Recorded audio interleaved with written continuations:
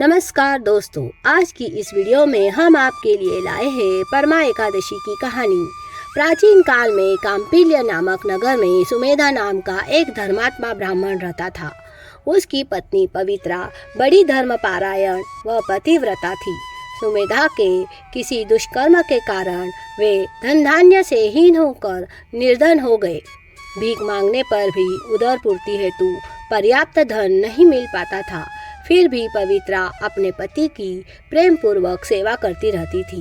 वह स्वयं भूखी रहकर भी अतिथि को प्रसन्नता पूर्वक भोजन कराती थी। एक दिन सुमेधा ने अपनी पत्नी से कहा कि मुझे धन कमाने के लिए विदेश जाने की इच्छा हो रही है।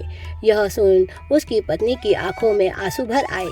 उसने कहा, पतिदेव, आदमी को सुख तो उसके भाग्य से ही मिलता है।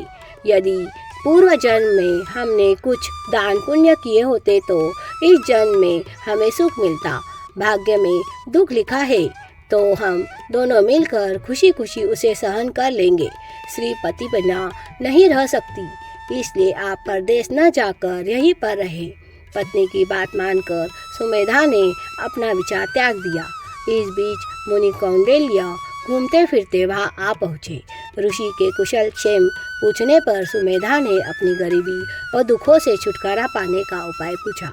ऋषि ने कहा, तुम्हें पुरुषोत्तम मास के कृष्ण पक्ष की परमा एकादशी व्रत विधि पूर्वक करना चाहिए। फिर उन्होंने ऋषि से व्रत की विधि पूछकर इस व्रत को पूर्ण श्रद्धा भाव से विधि विधानानुसार किया।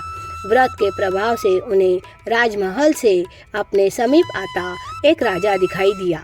उस राजा ने विधाता की प्रेरणा से बिना मांगे ही सुमेधा को नानाविध सुंदर भोग्य पदार्थों से पूर्ण एक नया मकान दिया और जीवन निर्वाह के लिए एक गांव भी दान में दे दिया। सुमेधा अपनी पत्नी पवित्रा के साथ इस लोक में सुखपूर्वक अनेक प्रकार के भोगों को भोगते हुए अंत में मोक्ष को प्राप्त हो गया। बोलो लक्ष्मी नारायण भगवान विष्णु की जय।